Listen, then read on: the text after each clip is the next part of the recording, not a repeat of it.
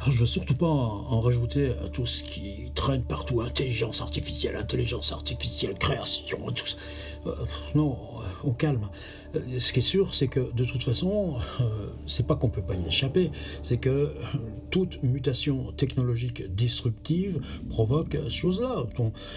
On invente l'ampoule électrique, ben, t'as plein de trucs, même dans les publicités derrière les livres, on a plein de traces là, dans les fonds Gallica, BNF.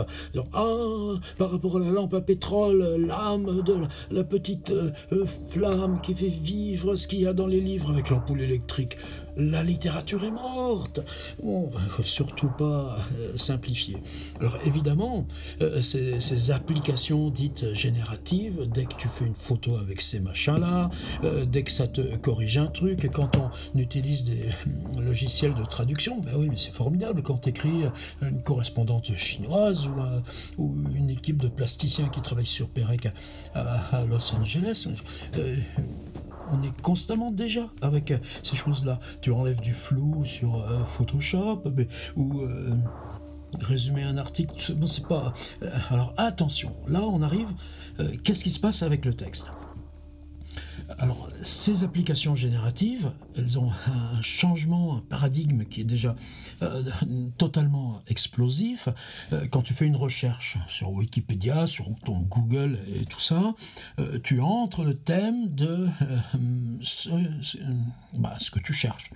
Et tu as une suite de liens avec des algorithmes qui classent des tris, qui mélangent des pubs, oui, mais évidemment, si tu sais ce que tu cherches, ça va. Et on a fonctionné beaucoup dans le web avec la sérendipité, c'est le principe. Quelle que soit la meule de foin, tu vas trouver la petite aiguille, mais à condition de savoir que tu cherches une aiguille. La sérendipité, c'est que tu cherches. Ces frères sérendipes, là, ils partent d'Angleterre, puis ils cherchent l'Asie lointaine, ils arrivent dans l'île de Ceylan, et ils ne cherchaient pas Ceylan, et Ceylan est bien au-delà de ce qu'ils cherchaient dans tous leurs rêves, leurs utopies. Et on a fonctionné pendant 20 ans de web comme ça, avec cette prime à la sérendipité, avec ce qu'on nomme là les applications là, de applications génératives et les applications conversationnelles, c'est-à-dire au lieu d'installer une recherche précise, tu énonces une question et ta question va être interprétée, on va te redemander de formuler ou des précisions et c'est la conversation. Donc on retrouve un schéma beaucoup plus ancien, philosophique, mais qui change complètement nos rapports cognitifs et au point que par exemple si tu prends des abonnements là, ChatGPT, c'est Thierry Crouzet là, qui est toujours en train là, de chercher 3 kilomètres avant nous, là, et il avait fait une application qui s'appelait Application Thierry Crouzet, c'est-à-dire vous voulez parler avec Thierry Crouzet, dès lors que tu arrives et que tu poses tes questions, ce qui répond, c'est un ensemble de données prises là à tous les blogs, les publications, les livres, le journal de Thierry, et on cause avec un faux Crouzet. Vous voyez, on ne va pas entrer, nous, là, dans ces trucs-là, mais comment ne pas chercher à piger un peu mieux? Et qu'est-ce qui peut s'en déduire, là, où, dans nos pratiques au quotidien? Il y a, de l'autre côté, il y a, bon, c'est quoi le mur? Il y a nous qui sommes là tranquillos parce que, quelle que soit l'application générative, elle fonctionne avec la masse de données qu'elle a compilée. On dit, on l'a entraîné, mais on l'a entraîné sur ce qui existe. Or, qu'est-ce qu'on fait, nous, dans ce... puisque écrire, c'est de l'art, eh bien justement, on recombine de façon à ce que ce soit en dehors du champ de toutes les compilations possibles. Et ce principe de rupture, est-ce que ça nous protège? Ce n'est pas un schéma d'être protégé, pas protégé, c'est analyser ces processus disruptifs et savoir au contraire en quoi peut-être il nous ouvre d'autres modes de narration. Alors, sur ces questions par exemple, ChatGPT, mais qui n'est pas la seule, il y a aussi Bird maintenant, il y a toutes ces grosses masses, là, les gros tentaculaires là, qui cherchent tous à monopoliser le web, mais qui s'affrontent sans arrêt. Et ils ont chacun les leurs. Il y en a dans Facebook, il y en a dans Google, mais il y en a donc aussi dans Microsoft. Mais chaque fois, c'est des serveurs, c'est des puissances énormes. C'est pareil avec Tesla et X, ce qu'ils essayent de faire avec Twitter, où là, on n'est plus dans des choses entraînées. Par exemple, ChatGPT, il y a 3 ans, ou il y a 2 ans, mais directement avec les données là, qui sont fournies en direct sur Twitter, avec tous les risques de distorsion, déformation. Et dans ce paysage changeant, on n'arrête pas de voir venir comme ça de nouveaux outils très discrets. Alors ils perdent tous de l'argent et c'est lié à ces questions de serveurs, puisque ces masses énormes de calculs, c'est des milliards d'investissements, c'est des serveurs là coincés dans les souterrains à Paris, dans des endroits qui sont surtout pas localisés parce que secret défense, etc. Et tout ça pour aller jouer, nous, à fabriquer du faux texte, des fausses images. Alors quand on regarde les textes produits, alors ça, par exemple, t'as plein de étais, de avait, il y a toujours un côté un petit peu terne. T'as pas la respiration. L'autre jour, j'en parlais déjà dans une première vidéo, par exemple, en quoi la littérature marche toujours sur le hors-champ des phrases. Et ça vaut aussi pour les copains peintres, les copains photographes. Et cette relation à trois entre acteurs, entre auteur, texte, lecteur, et ces jeux-là Bon, ça, évidemment, ces applications génératives ne savent pas le faire. C'est-à-dire qu'elles deviennent des outils, mais cette première triangulation, où nous, on va tenter la respiration, le souffle, et encore, je n'ai pas parlé, il y aura une autre vidéo à faire aussi sur les questions de la voix, par exemple. Ça, c'est totalement fascinant, et en tant que tel, est-ce que c'est dangereux, tout ça? On s'en fout, on a tous le même Waze avec les petits GPS dans les voitures et tout ça, mais c'est en quoi ça te donne des plus pour aiguiser encore ce que tu produis avec ta vieille discipline. Tu vois, les tragiques grecs, tu montes sur tes cothurnes, tu as le masque, tu rentres là sur la scène, et puis c'est Ajax qui parle. Et puis Ajax, en direct dans la pièce de Sophocle, il a planté son épée dans le sol, et il se jette sur l'épée. Et ça, pour l'instant, les applications génératives, ces choses-là, elles ne peuvent pas encore trop comprendre. Alors, ces questions, donc il y a deux champs qui se séparent. Il y a le champ des mots et le champ des images. Et moi, ce que je cherchais à comprendre, c'est pourquoi. Alors évidemment, tu prends un texte ChatGPT, ça c'est la première vidéo que j'avais fait là-dessus, tu vois tous les schémas de narration qui émergent, et tu refais ou tu redis, réécris-moi ce texte, mais avec telle indication formelle, syntaxe, sur les verbes, en enlevant les adjectifs, ou par exemple en prenant un auteur, tu insères un corpus, où tu vérifies que ce corpus leur est accessible.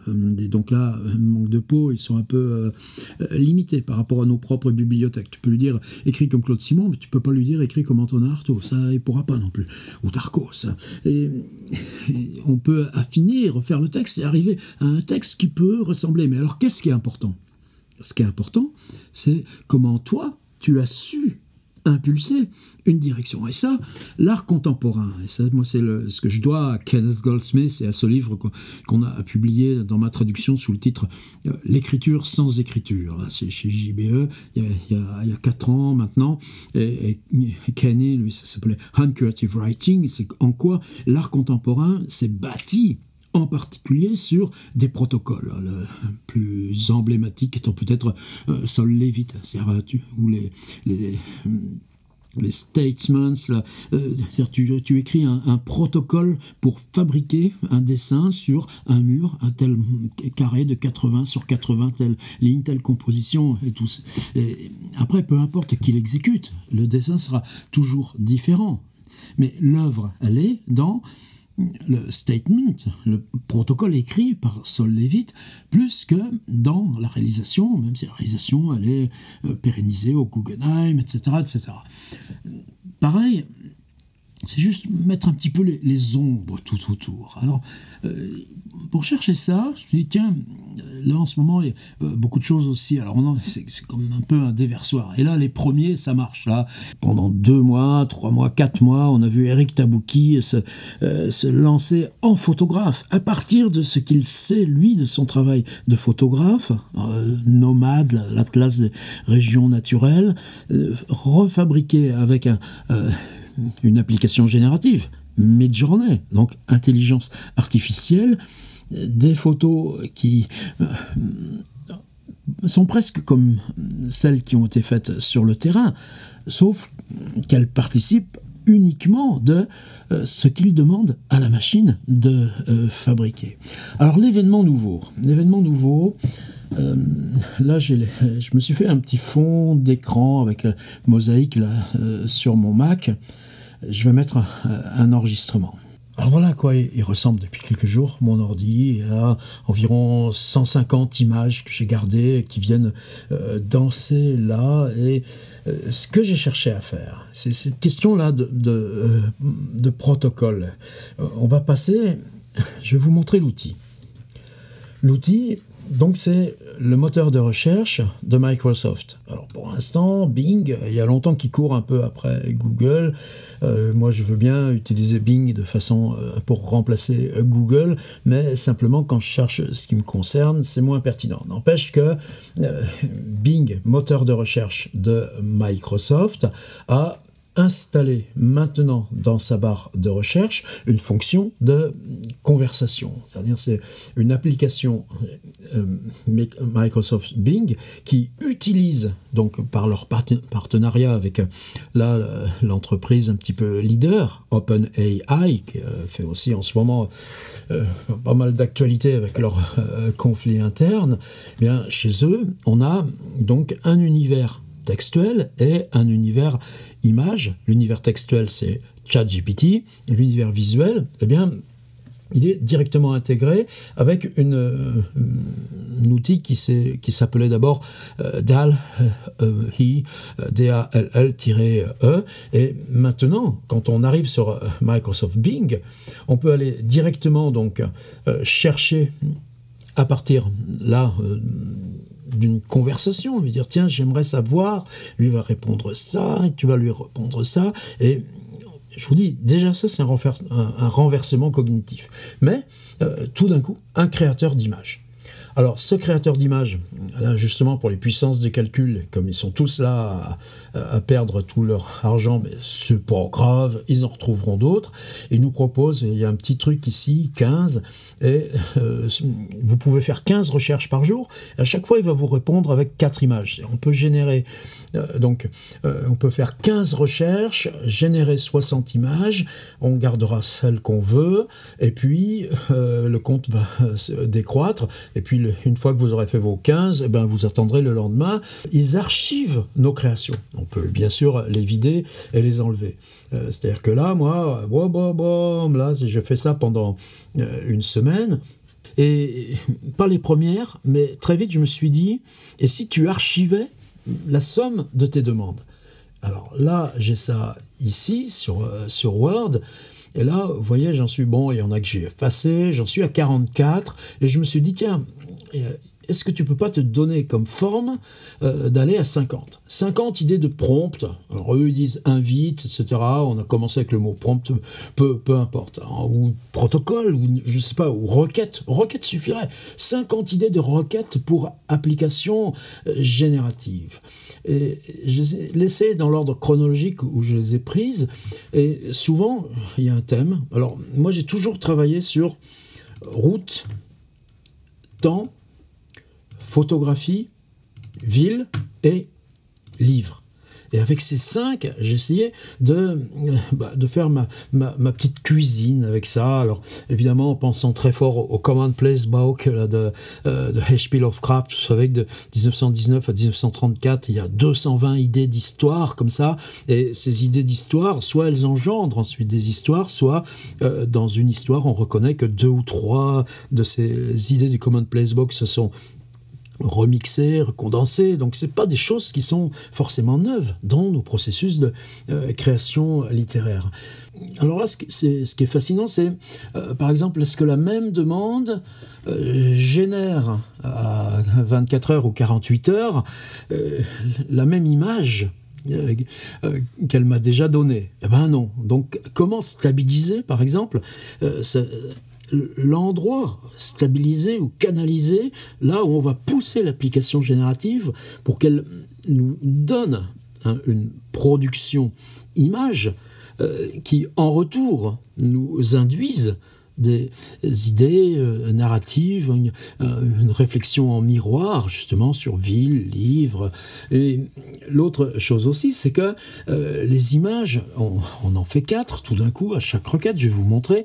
Là-dedans, t'en as une qui te pose question. Les autres, bon, tu tries, tu enlèves, tu dis, ça, c'est naïf. Et par contre, ça, j'aimerais qu'on y regarde de près. C'est-à-dire, quel vocabulaire, eux, ils utilisent pour lancer leurs algorithmes. Parce que là aussi est le danger. Le danger, il n'est pas dans l'application. Il est... toi, tu vas toujours pousser de côté, affiner, aiguiser, mais de l'autre côté, eux, avec quel esprit? De technicien, de banquier, mais ces gars-là, ils écrivent pas des poèmes, tu vois.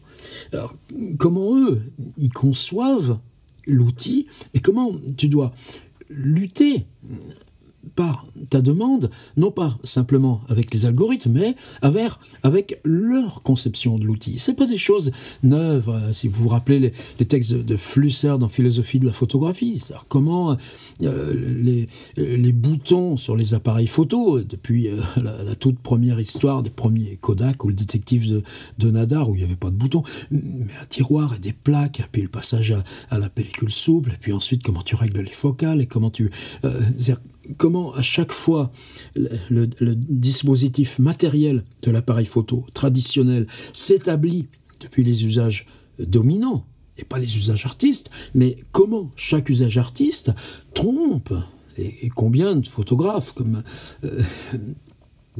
fabriquent leurs appareils par distorsion, blocage, bout de scotch, et là encore, on est dans la mécanique de disruption. Or, est-ce qu'on a suffisamment étudié ces bouleversements disruptifs dans leur part commune à travers les différentes mutations techniques? Je vais en prendre une. Il se réveilla seul dans cette chambre inconnue, quelques livres mais rien d'autre, au cœur d'un appartement inconnu, les bâtiments qu'on apercevait de la fenêtre, une ville inconnue aussi. Alors ce que j'essaye de faire là dans ces 50 prompts, c'est de les aiguiser en fonction de ce que me donne l'outil de création automatique. Alors allons y voir maintenant, cet outil de création automatique. Alors il y a une barre, et c'est dans cette barre qu'on va placer notre texte. Je prends mon prompt, je l'installe ici dans la barre, là je suis à 15 et on va créer ensemble. Je lance. Et là, premier truc. Alors voilà ce que ça donne. En voilà une. Il se réveilla. Là, c'est pas trop un il, mais c'est pas grave. Quelques livres, mais rien d'autre. Les quelques livres sont devenus des piles et des murs de livres. Les bâtiments qu'on apercevait de la fenêtre, ça par exemple, c'est un drôle de truc. Alors il y a la nuit, on voit la lune et le soleil couchant, mais c'est très difficile de lui faire des trucs en contre-plongée, ce que secondaire. Il est toujours un petit peu en élévation par rapport à la ville. Là encore, là, il est carrément dans une bibliothèque, mais la question de la bibliothèque, du livre infini, ça, on va y revenir et regarder. Là, on a des trucs qui sont tellement romantico-débiles qu'on se dit, mais attends, et quel intérêt? Et est-ce que ce genre d'image a une pertinence dans l'histoire de l'illustration. Imagine que François Schuiten te propose ça comme illustration, tu dirais « Oh là là, qu'est-ce qui lui arrive ?» Ce qu'il produit, c'est une recompilation à l'infini de suites de codes dont on mesure bien à peu près où il y a été les péchés. Il est capable de les recompiler à l'infini, de les recompiler avec un code qui est, par exemple, je fais un cadre 1 sur 1 de choses carrées. Le mot ville, ça va être un algorithme de génération verticale. De livres, ça va être des algorithmes d'empilement horizontaux d'étagères. Et si j'installe un plancher et un lit, eh bien, j'aurai l'algorithme qui va me créer comment cette espèce de couvre-lit va faire des plis qui vont sembler naturels pour venir là, et le tout petit détail d'une table de chevet sur laquelle j'aurai un bout de lampe, et là, une paire de lunettes, et ce tout petit détail va donner un côté réaliste. Par contre, si je reviens chez eux, là, j'ai plus envie maintenant, je suis guéri de ces images-là, et là, franchement, ça veut dire quoi? Ça veut dire, imagine que je lui fasse plus rien qu'un seul livre comme bagage. La misère et le froid. Et se réveiller seul dans cette chambre inconnue. La misère et le froid. Et on va mettre et les bâtiments hostile et abandonné qu'on apercevait de la fenêtre. Allez, ça c'est ma 14, on balance. Conseil, suggérer un style de dessin animé tel qu'un anime. Essayez un chat attendant à un arrêt de bus à Tokyo, dessin animé. Alors voilà maintenant ma deuxième version. Je dis il me faut un peu de misère. Ah, tu vois que déjà, c'est nettement plus intéressant. La misère est productive. Il fait froid, ouais, il a même un tissu sur le... Qu'est-ce qu'on voit? Robe et la ville, c'est plus du tout la même chose. Est-ce qu'il y a toujours quelque chose, des petits détails sur la table de chevet? Ouais, il n'y a plus qu'un seul livre. Oh, bah dis donc, c'est un beau gros livre relié quand même. Et puis, il y a quelques papiers posés par terre. Mais il y a toujours, là, par exemple, l'art du tissu algorithmique. Si je vois celui-ci, voilà, le mec, il se les caille complètement. Il se les caille tellement qu'on voit... son haleine à produire du givre, et là c'est peut-être plus intéressant. Là il y a quoi là sur la table de chevet? On va pas regarder, c'est ça aussi, c'est pris à tellement de choses compilées. Il y a des trucs par contre accrochés au mur qui sont encore des textes. Ça, là, bah il y a plus personne. Ça c'est intéressant aussi parce que la chambre vide, là, bah, tout d'un coup c'est un verre. Le livre là est devant la chaise, mais il est resté déplié parce qu'on était en train de lire, et puis la ville au-delà devient parfaitement indéfinie, et c'est très intéressant à voir, c'est que ils savent pas faire avec le texte. Décrire une image qui n'existe pas. Et c'est le mot exister. Si ça existe, pourquoi décrire une image qui n'existe pas? Je vais décrire quelque chose qui ne me semble pas pouvoir être produit dans la réalité, et si il s'agit d'en faire seulement une image, l'image va exister. Est-ce que ce que je décris va exister pour autant? Non. Mais la réalité, là, elle n'a pas d'autre corps ni intérieur que cette suggestion que ça représente quelque chose qui existe d'après l'ensemble des codes compilés dans histoire de la peinture, mais pas à l'extrême, histoire des gravures, histoire de la bande dessinée, histoire du cinéma. Donc on compile des milliers de clichés qui peuvent aller avec ça.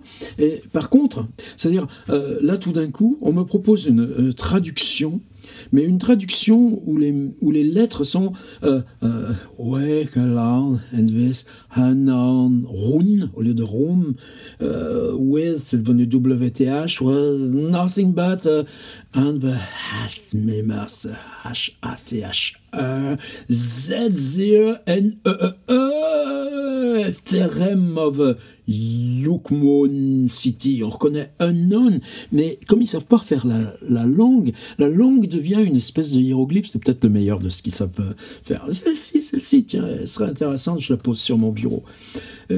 Justement parce qu'il n'y a personne. Tandis que là, regarde, il est couché. Alors imagine, là, je me rappelle Chantal Akerman avec sa caméra tournante, et puis cette personne-là qui ne s'enlevait pas du lit. Mais là, intérêt? Aucun intérêt. Mais en attendant, tu vois, j'ai plus que 13. Explorer des idées. Et là, c'est la page d'accueil. Quand tu iras, donc, Bing, créateur d'images, démarrage rapide de votre créativité. Tu vois, moi j'ai 70 balais. Je suis encore au démarrage de ma créativité. Le démarrage rapide de ma créativité, c'est tous les matins comment tu chauffes ton moteur diesel. Et comment tu le chauffes ton moteur diesel, c'est ça, c'est les livres. Et la première fois, moi, tout d'un coup, j'ai éclaté de rire. Les mots corrects sont difficiles à trouver. Ah ouais. Mais tu te vois dire ça, Franz Kafka? Tu lui dis, les mots corrects sont difficiles à trouver. Kafka, il te dira, oui. Il te dira, la force d'une image, c'est le temps qu'on met à prononcer les mots. Donc, la précision, la rigueur, ça, oui, on le sait, on l'apprend toute sa vie. Mais, dis-moi, c'est correct? Correct vis-à-vis de quoi? Qu'est-ce qui est correct? Les mots corrects sont difficiles à trouver. Donc c'est simplement les mots que tu vas installer là dans ta barre de recherche. Les mots corrects sont difficiles à trouver. Je me suis dit, voici quelques idées pour vous permettre de commencer. Et alors leurs idées, quand tu vois ça, non mais un pingouin en 3 dimensions sur un fond coloré. Voilà, tout ça pour en arriver là. Tout ça pour ça. Oh, un délicieux petit déjeuner avec des pancakes gluants empilés sur une assiette avec du sirop de pomme. Et pour faire vrai, une fourchette et un couteau en animation réalistique. Tenez, on va réessayer encore. Alors, je vais revenir à mon fichier Word. Je vais prendre, par exemple, une fois j'avais fait une espèce d'image de bibliothèque infinie. Je vais reprendre ça. Plus le vieil homme de dos avançait dans le labyrinthe de sa bibliothèque, plus il reculait dans le temps et disparaissait jusqu'à devenir lui-même un livre. Si j'utilise une syntaxe qui grammaticalement est complexe, dans l'analyse de la syntaxe, est-ce que ça va pousser sa fabrique d'images à la limite? Alors on y va. Créer, et vous allez voir. Là, ils vont nous dire, décrire une image qui n'existe pas, essayez un alligator portant un blouson de cuir sur une moto, sur un chemin de terre, numérique. Voilà l'ambition de ces machins-là. Alors, franchement, là, parce que même j'ai des potes, là, des super potes peintres, photographes, là, bon, tu nous emmerdes avec ça, mais t'as vu, mais c'est kitsch. Et la question du kitsch, merci Erika, c'est-à-dire produire un nouveau kitsch. C'est des discussions qu'on a eues, prenez Adorno sur Mahler, Mahler compilant tout son savoir musical, et à chaque moment d'une symphonie de Mahler, tu entends les symphonies précédentes. Là, c'est pas les questions neuves, c'est pas inintéressant. Mais la structure ronde, la posture, l'attaché caisse, voilà, une lampe à pétrole, elle est nulle, elle est nulle.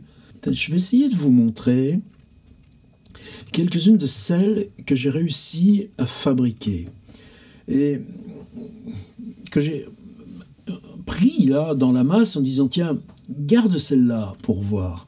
Comme c'est sur mon fond d'écran, voilà, DAL E, et c'est là que j'en ai 140 ou 150, 140. Prenons ces 140 et je vous les laisse un petit peu là, on va l'agrandir au max. Défilons.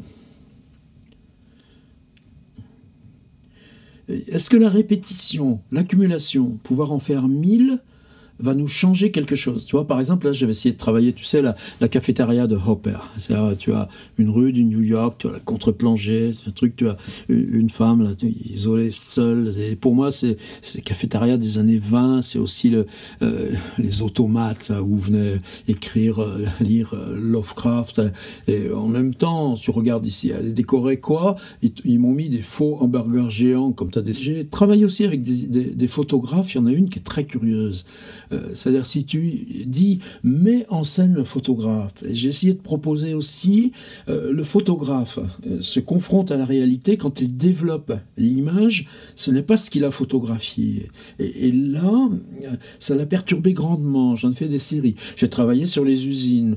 Alors, celle-là, c'est intéressant parce que usine, train, mais finalement, le lacis de train devient premier. Tu as une foule. Alors, c'est-à-dire, comment tu vas faire? Bon, et puis en plus, c'est très curieux parce que tu as toujours l'impression que c'est situé dans un temps, bon, les prolos qui marchent à pied, ou même à bicyclette. Oui, il y en a quelques-uns à bicyclette, mais on se retrouve en 1930 au cœur de la Grande Dépression. En même temps, l'univers coloré n'a rien à voir avec ça.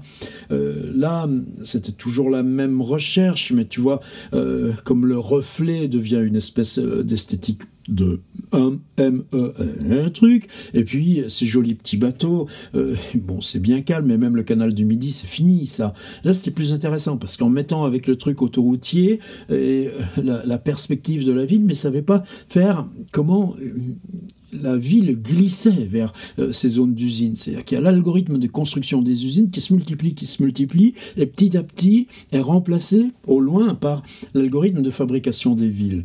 Travailler beaucoup plus en pensant au Innsmouth de Lovecraft, en lui disant que la ville donc était première, les autoroutes qui en sortaient, mais tu vois, la bagnole est aussi très années 1930, et en pensant aussi, je pensais aussi un petit peu à quand on avait vu se démolir la centrale thermique de Gennevilliers, que j'avais beaucoup photographié, et je lui dis, une usine mystérieuse, on ne sait pas ce qu'il y a dans cette usine, donc elle va être close sur elle-même, et tout d'un coup là, tu te dis, est-ce que c'est narration, est-ce que c'est filmique? Bon, pourquoi pas?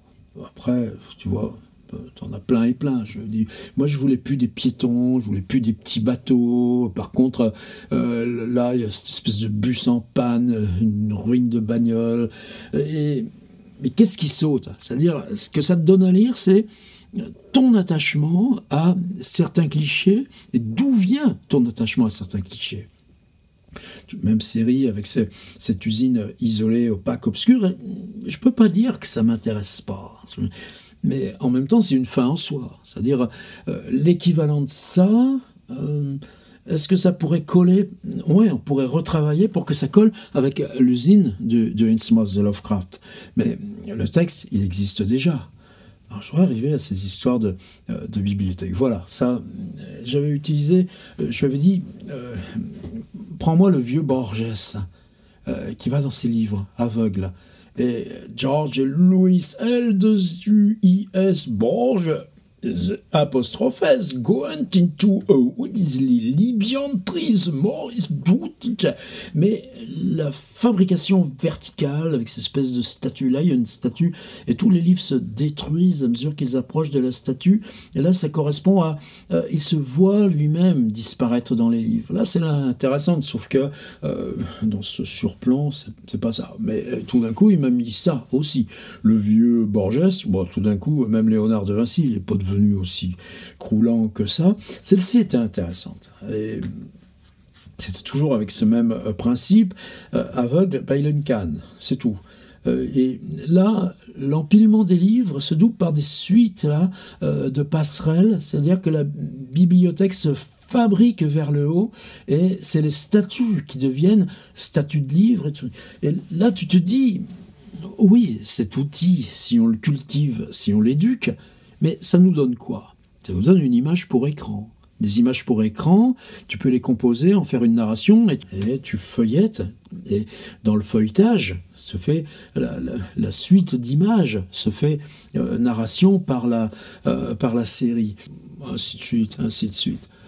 Je laisse ça, mais en gros, moi, Ouais, c'est ça que je voulais poser. Je crois pas que je continue de perdre du temps avec ça. Créer des images avec des améliorations si vous êtes à court. Mais à court de quoi? Je reviens à mon Word. Ici donc se dressait la ville, s'exclama-t-il. Mais où étaient les gratte-ciel, la gare, les usines? Les grands échangeurs autoroutiers n'étaient plus que des ruines, sauf cette voiture rouillée dont il fit son abri. Essayons. Allons-y. Et hop, alligator portant blouson de cuir sur une moto sur un chemin de terre. Ça, tu vas changer la civilisation avec ça. Et tous les serveurs, et tous les paquets qui circulent sur le web, et tout ça. Là, votre image est créée par l'IA. Et bon, ça donne ça. Il y avait le mot voiture. Ah, tiens, et si j'essayais, je vais le refaire. Si cette vieille voiture, pour lui, c'est des wagons de train. Changer, on va lui mettre, sauf cette automobile, si tu as des problèmes de compréhension. De toute façon, ils sont éduqués en anglais, c'est le français langue étrangère. Essayez un chat portant une tenue disco se tenant sur une boule disco art numérique. Conseil d'écrire une image qui n'existe pas. Et quand tu as subi ça, voilà. Là, ça y est, on m'a enlevé les trains. Et laquelle serait intéressante? Celle-ci? Ouais.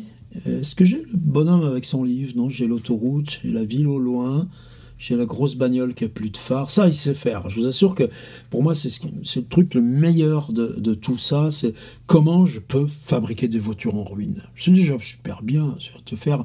Peut-être que ce sera ça, mon livre, avec l'intelligence artificielle d'images. Faire une collection infinie de voitures qui n'existent pas, sauf qu'il prend des lignes de capot, des lignes d'ailes, etc. Alors ça, puis ça, sur cette place immense, comme creusée dans la ville, une immense queue où les gens attendaient à la file pour ajouter un par un quelques lignes à ce minuscule registre posé sur un pupitre et qui en dirait toutes les histoires, tous les destins. Essayons. Essayez une fille avec des écouteurs codés sur son ordinateur portable alors que son chat orange est assis à côté d'elle. Impressionnisme. Ils disent parce qu'on sera plus précis si on décrit un mouvement artistique. Ah, encore les trains. Alors là, tu vois, tu mets une longue phrase, une phrase qui fait 3 lignes presque. Ben, il a du mal. Ah, et ça y est. Alors... qu'est-ce qui me fait? Il n'est pas à l'aise dans les foules. Les foules sont forcément des clones. Donc tout le monde attend, là, c'est guidé. On a perdu mon idée originale. Et là, ils sont tous, chacun, devant un pupitre avec un petit livre. Il n'a pas compris ça. Cette idée que, quelque part dans la ville, il y aurait un livre pour collecter les histoires de tout le monde. Tu vois, là, ça, la syntaxe, il n'imagine pas. Par contre, là, si tu prends ça cette allégorie à Aldous Huxley, là, tout le monde pareil. C'est vrai que quand tu arrives à l'immigration dans les aéroports US, et puis au-delà, qu'est-ce qui s'accumule là? C'est des caisses. C'est Boltanski. Là, tout d'un coup, tu peux avoir...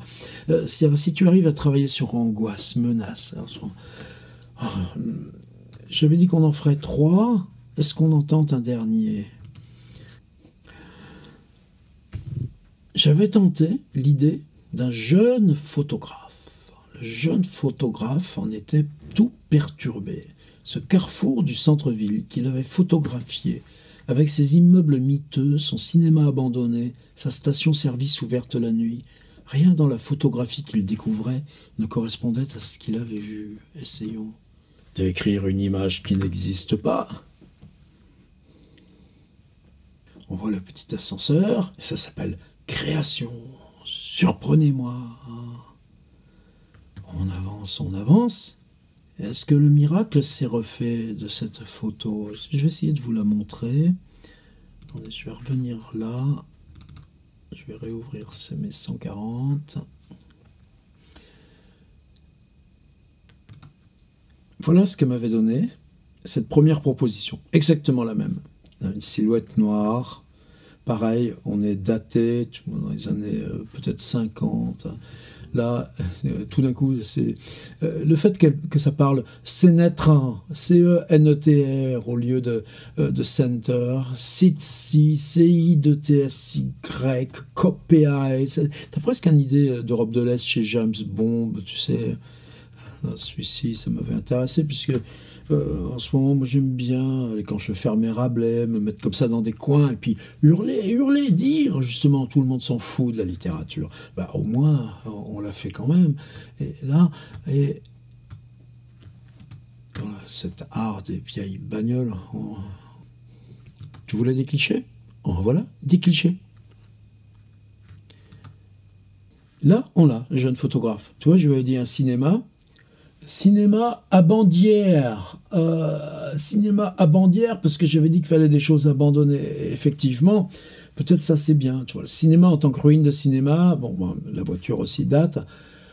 Consegniantas locetre, mais ce film, il y a le mot abandon qui revient là, et puis t'as ce vieux distributeur d'essence, et dans ces mêmes 4 qu'il m'avait proposé, voilà celle-ci. Celle-ci m'avait extrêmement surpris.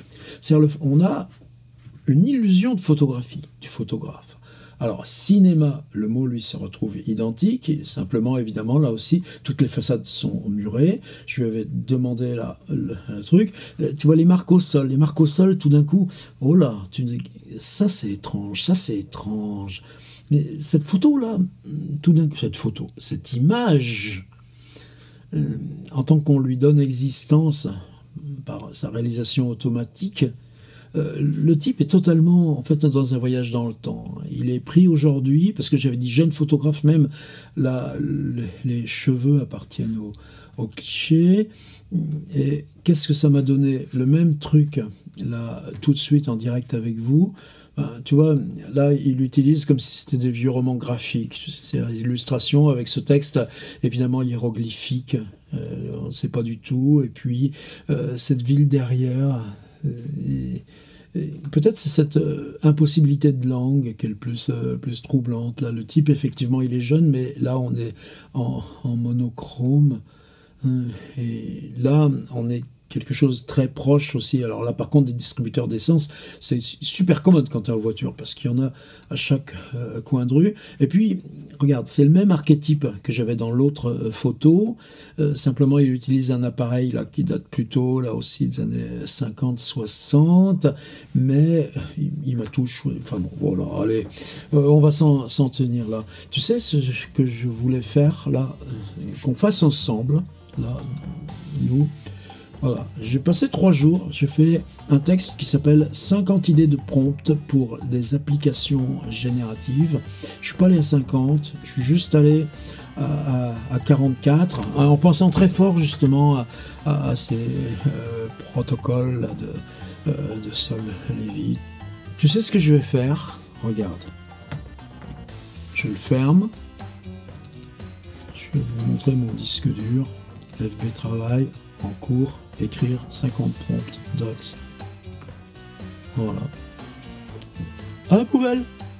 Il n'y en a plus. On a fait ce petit voyage. Essayez. Je vous recommande d'essayer. Cette idée d'écrire des instructions pour réaliser. Là, ça peut nous donner des choses aussi bien dans l'univers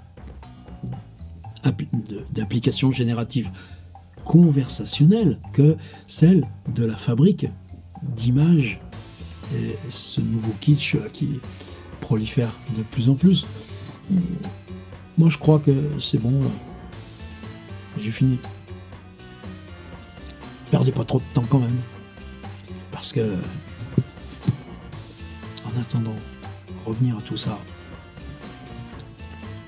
on en a encore plus besoin. Boom.